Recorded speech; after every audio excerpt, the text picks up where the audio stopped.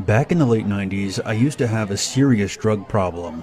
I was living in Las Vegas at the time, and after snorting my entire stash of coke, I would party, pass out, wake up, jack some cars, sell them, spend some money on food, and the rest would go to my dealer, and then I would snort again and repeat the entire process. One night in July, I broke into a panel van without windows. It was parked alone outside of a rat-infested motel. My gut told me that I should check the back before I drove away, but my mind was on my next fix, and I just floored it as soon as I got the engine started. I drove about an hour away into an isolated area of the desert, where I would meet my contact, who would check out the car, pay me in cash, and then drop me off at the nearest street corner. Once I put the van in park, I decided to check out the back. I figured there might be some tools or something back there that I could pawn for more cash. The back of the van was padlocked shut, which should have been my first clue, because when I smashed it open with my crowbar, I heard a high-pitched wailing from inside. I turned on my flashlight, and my stomach dropped. 4 Hispanic children, 2 boys and 2 girls, were tied up and gagged, lying on a handful of filthy cushions. They were all in tears and staring at me in absolute horror. I dropped the crowbar and backed away from the van a few steps. This was bad. Really fucking bad. I didn't know what to do. I had clearly stolen the van from a kidnapper or a human trafficker, and they would be looking to recover it, and likely shoot the asshole who took it from them. I decided not to call my contact. I knew him pretty well, and I was fairly certain that he would either kill the kids and dump their bodies in the desert, or shoot me for fucking this up. I made a snap decision. I climbed in the van and explained to them in both English and what Spanish I knew that I wasn't going to hurt them. I ungagged them and cut the bonds around their wrists, but I left their ankles tied. I couldn't risk them running off. I felt sick to my stomach with heartbroken guilt when I saw the welts around their hands. The stench of urine and sweat was heavy in the air. I climbed back in the driver's seat, drove back out of the desert, and at the first service stop I pulled in and parked. I went inside and bought 4 bottles of water and as many bags of snacks that I could afford. I carefully opened the back of the van and tossed the bag inside. Then I closed it again and walked across the lot. I made an anonymous phone call to the police from a payphone, and then walked to the next service station, where I had a friend come pick me up. After that night, I had my friend buy me a bus ticket to Texas, where I had an older brother who would let me stay on his couch. I got clean, and I ultimately turned my life around. I got an honest job, and I now have my own family and my own home. I remember being so relieved when I heard on the news that the kids had been found and were returned to their families in Mexico. You never know when life will give you a test like that and a chance to prove your character. I like to think that those kids helped me as much as I helped them. This is a short but terrifying story of something that happened when I was Snapchatting a friend. I'm pretty young, I'm only 13, still in middle school. A girl I really liked had just recently started snapping me selfie pictures, and we started messaging each other for a few nights. One night when I was watching TV, she sent me a snap of herself laying in her bed without a caption. I sent a message saying, "What's up?" She sent another identical picture, this time with a caption saying, "Not much, you?" She set the timer to 10 seconds, so it gave me plenty of time to analyze the picture, including her bedroom in the background, and the dark outline of a person standing by her window. I quickly sent a response message, saying, "Is that your brother by the window?" She sent another identical snap, this time captioned, "What do you mean?" In this picture, the figure at the window was closer, and I could see a hand pressed up against the glass. I closed the snap before the timer even ran out so I could tell her quicker. I said, "There's somebody at your window, turn around." She opened my snap almost immediately, and then I didn't hear from her again on the app. I grew more and more worried as the minutes passed. I texted her a few times to no avail. I tried calling her a few times to no avail as well. I didn't know her house phone number, otherwise I would have called her parents. It wasn't until midnight when I was already laying in bed that she finally texted me back. She explained the whole situation.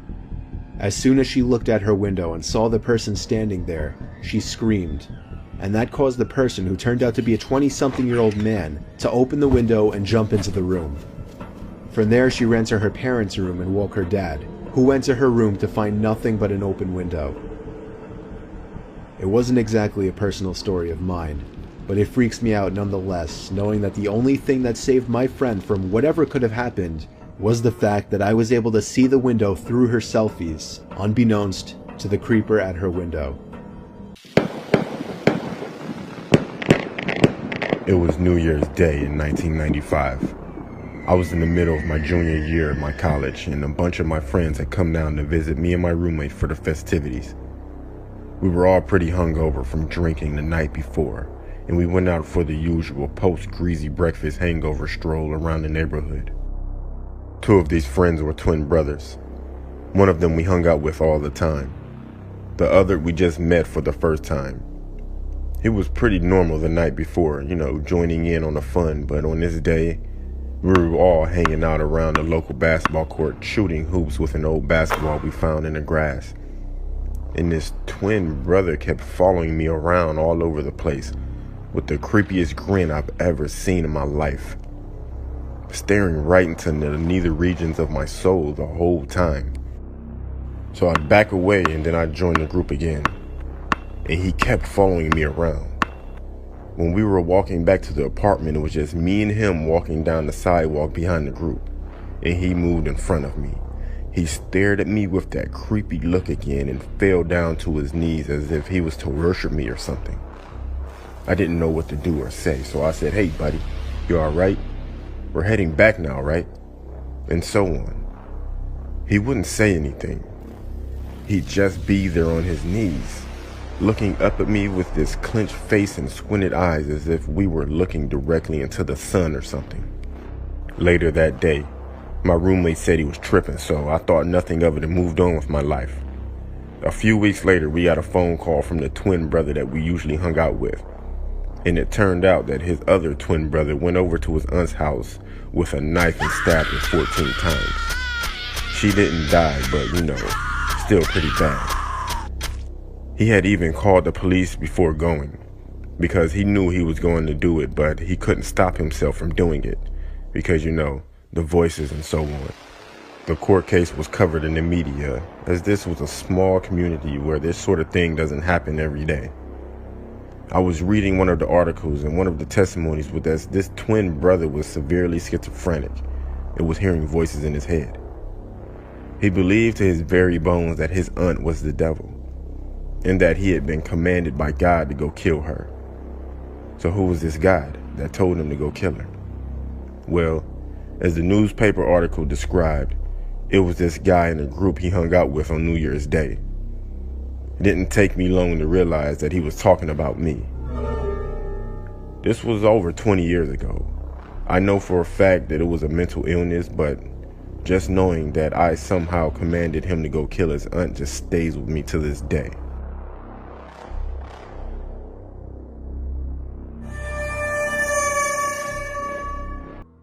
I don't know if any of you guys remember a few years ago when a sort of killer clown craze shook America for a few months. Well, this all happened during that time.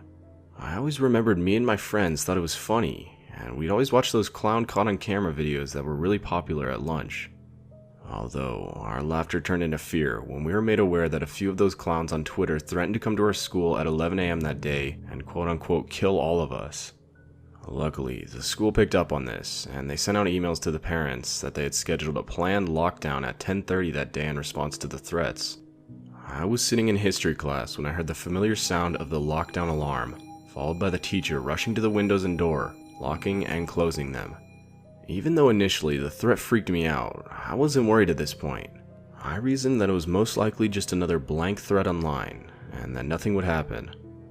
After about 40 minutes of silence, sitting on the cold floor in the corner of the room, the emergency green flashing light turned off, then followed by the air conditioning slowly falling silent, and then the hallway lights switched off.